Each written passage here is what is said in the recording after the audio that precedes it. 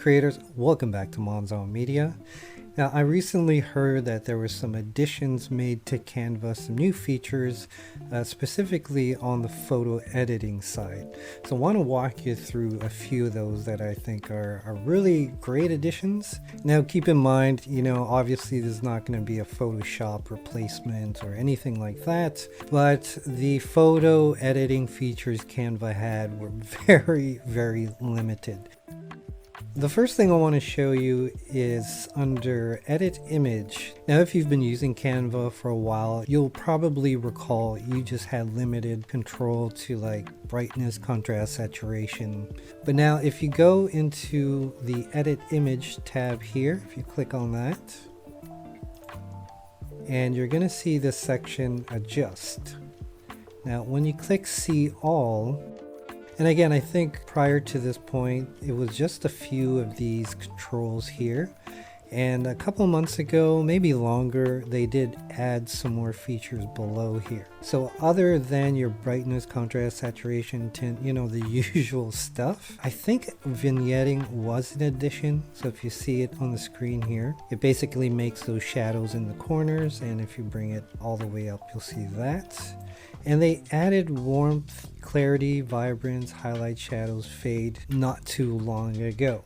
It's pretty straightforward. The warmth will make your picture warmer. So if you slide it to the right, you see that it's getting more orange. And then if I bring it to the left, it cools the image down, gives it a kind of blue tone.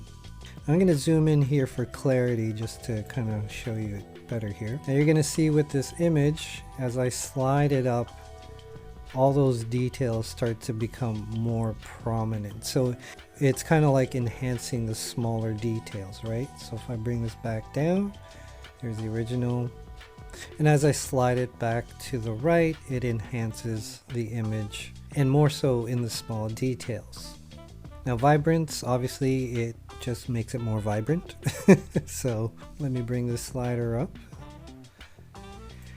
And then the highlights, obviously it'll bring the highlights down. Now you can really see it here where things are blown out.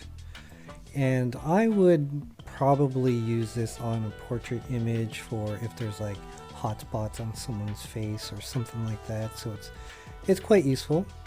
And shadows, you can increase or decrease the shadows. So as I bring it to the right, it decreases the shadows. If I bring it to the left, you'll see it get much darker in the shadow area. And then the last one we have is fade, and you're going to see that it gives it kind of that flat matte look that I personally like this look, and I use this effect on a lot of my photos. Now recently they've just released these new photo editing features. Now if you scroll all the way down, once you click on edit image, you're going to see auto enhance, auto focus, face retouch. So let's look at auto enhance. Now obviously with auto enhance, it just does it automatically for you. So if I click on the box here to show the original, you're going to see that it gave it a bit more saturation, probably brought the shadows down just a bit. So I'll do another before and after. So this is the original image, and then the auto enhance after. Now you can bring the slider up to increase the intensity of that. So again, let me show you the original and then the after. Now it's a bit too intense for me, it's a bit too orange. Use this with caution, but I could imagine for your everyday photos that doesn't require a lot of editing, this could work fairly well. Next, let's take a look at face retouch. And this is actually done pretty well. I'm actually fairly impressed with this. It is very simple, but still very impressive. If I look at the original here, I'm going to click this to show the original. Now the preview, for some reason, could be my internet connection. Now keep in mind this is still in beta stage, so the preview not showing full resolution could be something they're working on. But once you apply it, you're going to see the difference. So right now the intensity is at 50%. And from what I can tell from the original, you see like especially the shadows under the eyes due to the lighting in this particular spot. You see some blemishes on the cheeks, bridge of the nose here.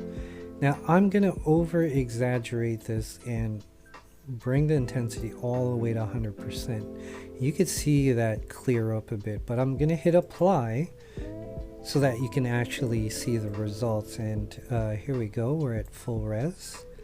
Now again, the blemishes have been taken care of. There's even still a bit of texture on the skin that makes it look natural, which is great. He had a little blemish here on the bridge of his nose. That's no longer there. If I undo this, look at the difference and see how harsh those shadows are. We have that blemish on the we have the blemish on the bridge of the nose. So again, I'm gonna reapply this, and you see that it does a pretty decent job. I'm actually very impressed with this, and especially how it's smoothened out the shadows. It's not as harsh. Right now, the other feature it had is for teeth whitening, and I'm going to use this stock photo as an example. So we're going to again click edit image and go back to face retouch, and there's this option called whiten teeth. I'm going to bring the intensity all the way up. Actually, let me zoom in here so you can really see that, and I'm going to click show original. Look at that. That's pretty impressive. You know, that does a really decent job. Now the last thing we're going to look at here under tools is autofocus. And basically what this is artificial bokeh, that blurry background. So as you can see, it's already applied it. Now it's way too much for my liking. So let me back this off a bit. Again, all you have to do is increase that blur intensity, and if you notice now how much of a difference that makes. So let me slide that back down, bring that back up. The most I would go is, yeah, probably 20 for this particular image. You can bring it all the way up. Now that's, you know, too much. Now you can see these weird outlines, and that's not good, and it doesn't look realistic. So now the next option you have here is the blur position, and this is where you could just change the blur to go foreground from background. So the blur right now is the background, but what if I wanted to blur the subject? And there you go. I'm going to try a stock photo here. Let's try this photo. Yeah, this might work. So we're going to edit the image, click on autofocus, and it's going to automatically apply it to the image.